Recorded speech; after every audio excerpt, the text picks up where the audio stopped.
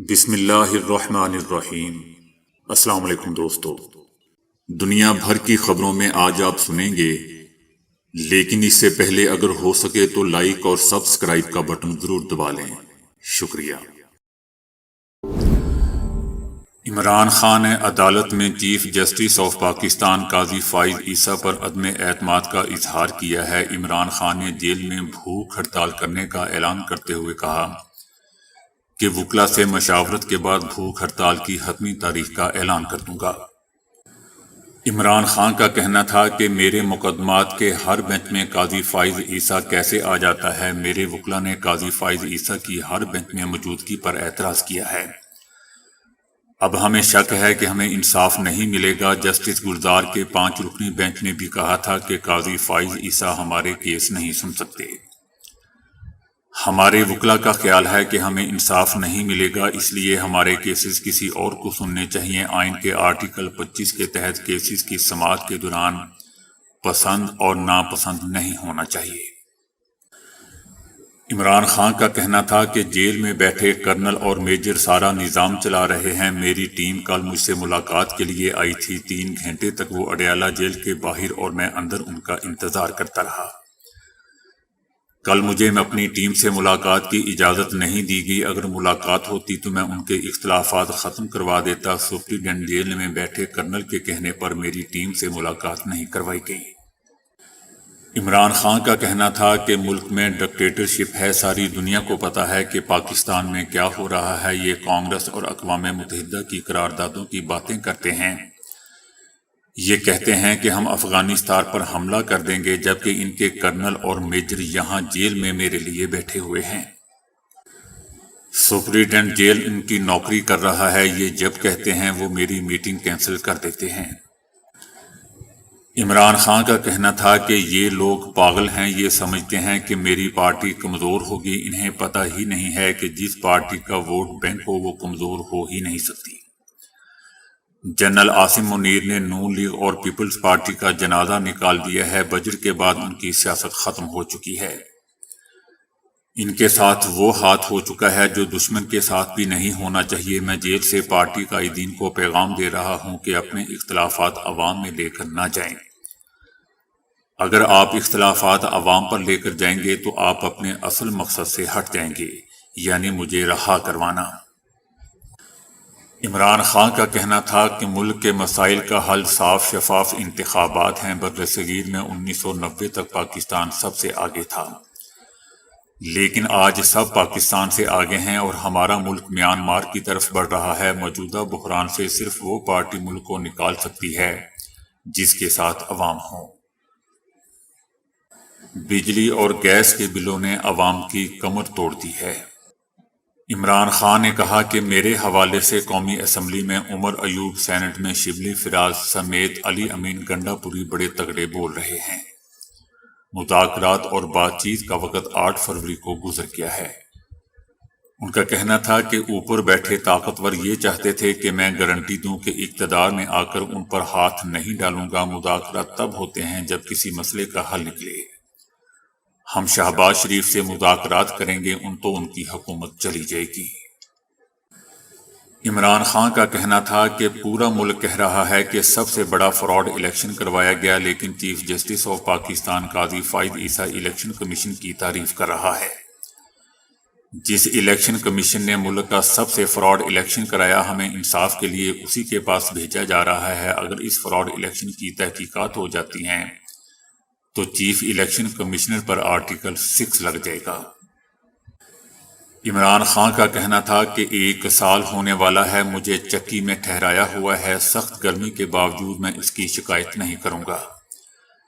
میں وقت کے یزید کی کبھی غلامی نہیں کروں گا۔ جیل میں مرنے کے لیے تیار ہوں، جب تک زندہ ہوں میں یہ جنگ لڑوں گا۔ میں لا الہ الا اللہ کہنے والا ہوں۔ عمران خان کا کہنا تھا کہ مریم نواز اور نواز شریف خواجہ آصف کے بیانات کی ویڈیوز موجود ہیں۔ خیبر پختونخوا حکومت کو کہوں گا کہ ان کی ویڈیوز نکال کر ان پر مقدمات درج کریں۔ ایران میں صدارتی انتخابات کا دوسرا مرحلہ 5 جولائی سے شروع ہو چکا ہے۔ اس راؤنڈ میں ایران کے نئے صدر کے انتخاب کے لیے ووٹنگ ہو رہی ہے۔ اور یہ ووٹنگ امریکہ کی 21 ریاستوں میں 31 پولنگ اسٹیشنز پر بھی ہوئی۔ ووٹ ڈالنے والے کی پہلی شرط یہ ہے کہ وہ اسلامی جمہوریہ ایران کا شہری ہو اور اس کی عمر 18 سال مکمل ہو۔ یاد رہے دوستو کہ ایران میں صدر کے عہدے کے لیے ووٹنگ کا پہلا مرحلہ گزشتہ جمعے 28 جون کو ہوا تھا، اور ووٹنگ کے پہلے مرحلے میں کوئی بھی امیدوار صدر بننے کے لیے درکار ووٹ حاصل نہیں کر سکا تھا۔ صدر کے عہدے کے لیے انتخاب لڑنے والے امیدواروں میں سے 2 امیدواروں مسعود اور سید جلیلی نے سب سے زیادہ ووٹ حاصل کیے تھے، اور ان دونوں امیدواروں کے درمیان صدر کے عہدے کے لیے ووٹنگ دوسرے مرحلے میں پہنچ گئی۔ مسلح افواج پاکستان کی جانب سے 25ویں برسی پر کیپٹن کرنل شیر خان کو خراج عقیدت پیش کیا گیا۔ Chairman joint chief of staff اور سروسز چیف نے شہید کیپٹن کرنل شیر خان کی قربانیوں کو خراج عقیدت پیش کیا۔ ISPR کے مطابق عسکری قیادت کا کہنا تھا کہ کیپٹن کرنل شیر خان شہید کی مثالی قیادت اور غیر متزلزل عزم ہر قیمت پر دفاع وطن کے لیے ہمارے حوصلے کو تقویت دیتا ہے۔ ISPR کا کہنا ہے کہ کارگل جنگ میں کیپٹن کرنل شیر خان شہید کی بہادری نے ان کا نام تاریخ میں بہادری، پختہ عزم اور غیر متزلزل وفاداری کے ساتھ قائم رکھا۔ مادر وطن سے وفاداری کی بدولت تاریخ میں ان کا نام زندہ رہے گا۔ کرنل شیر خان شہید کی شہادت مادر وطن کے دفاع کے لیے افواج پاکستان کی عظیم قربانیوں کی یاد تازہ کرتی رہے گی۔ برطانیہ میں قبل از وقت ہونے والے عام انتخابات میں لیبر پارٹی نے زبردست کامیابی حاصل کر کے کنزرویٹو پارٹی کے 14 سالہ دور حکومت کا خاتمہ کر دیا۔ برطانیہ میں ہونے والے عام انتخابات میں 650 میں سے 412 نشستیں حاصل کر کے اپوزیشن جماعت لیبر پارٹی نے 14 سال سے حکمران جماعت کنزرویٹو پارٹی کا پتہ صاف کر دیا۔ حکومت سازی کے لیے پارلیمنٹ کی 650 نشستوں میں سے 326 نشستیں درکار ہوتی ہیں، لہذا لیبر پارٹی حکومت بنانے کی پوزیشن میں آ گئی ہے، اور لیبر پارٹی 400 سے بھی زائد نشستیں حاصل کر کے حکومت سازی کے لیے تیار ہے۔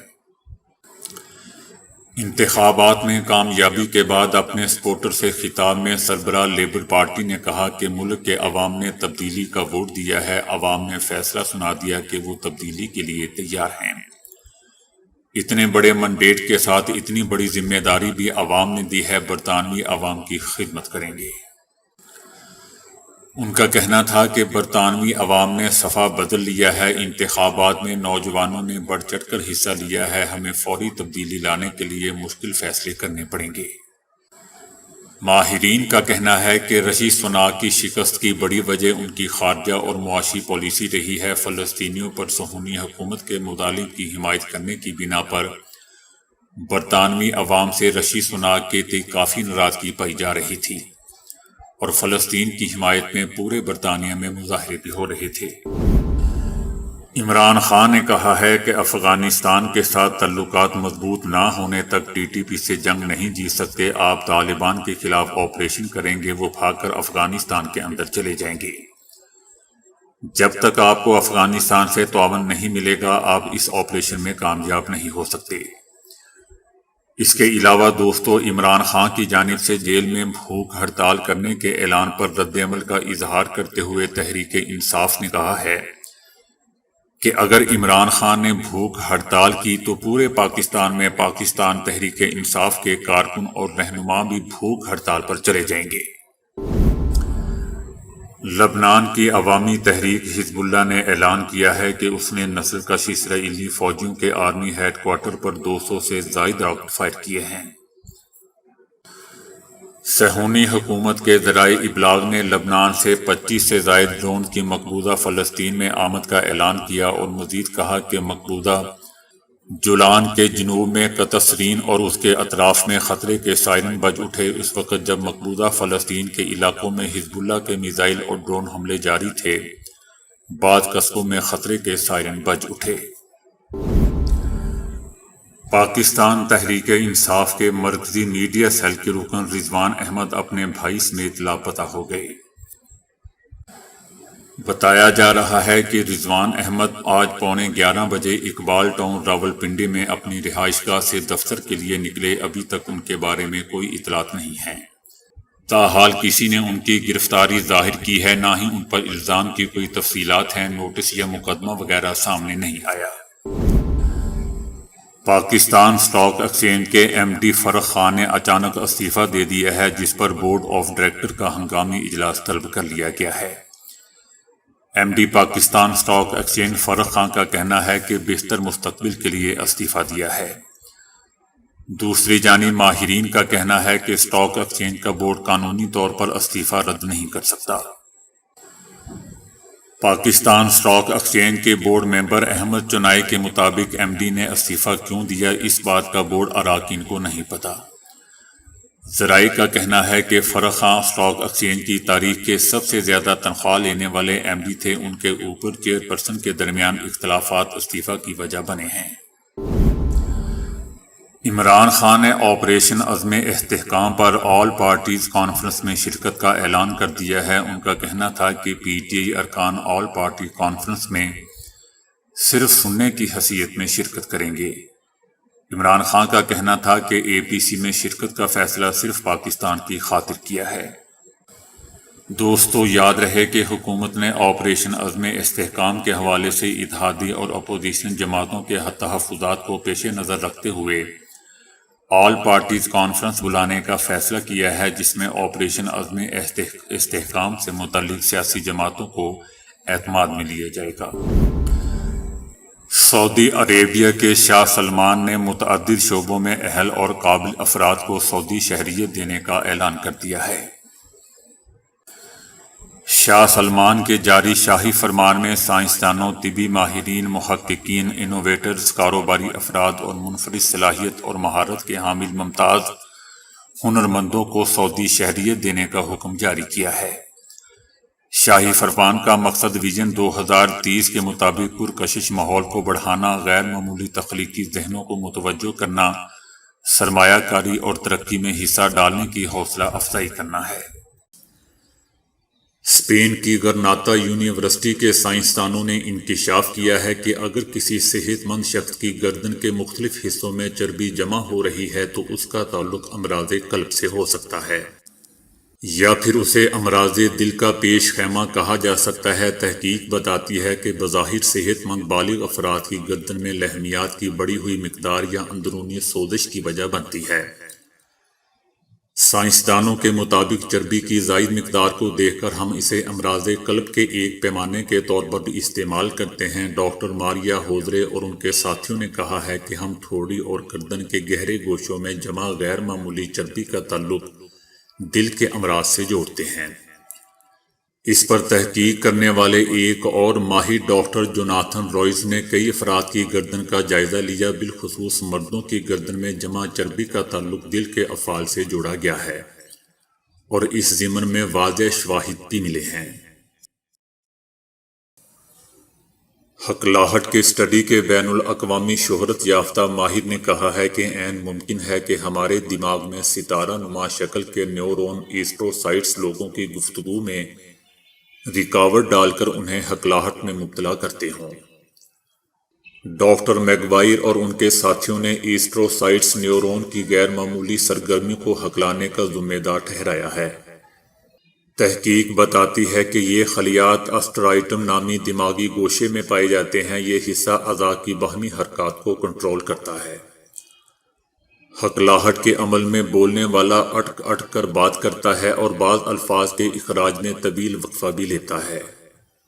ایسٹروسائٹس ایسے سگنل خارج کرتے ہیں جس سے ڈوپامائن کی کاٹ ہوتی ہے۔ اس طرح اب ماہرین ہکلاہٹ کے بڑھنے اور روکنے کے عمل کا سگنل اور راستہ سمجھ چکے ہیں۔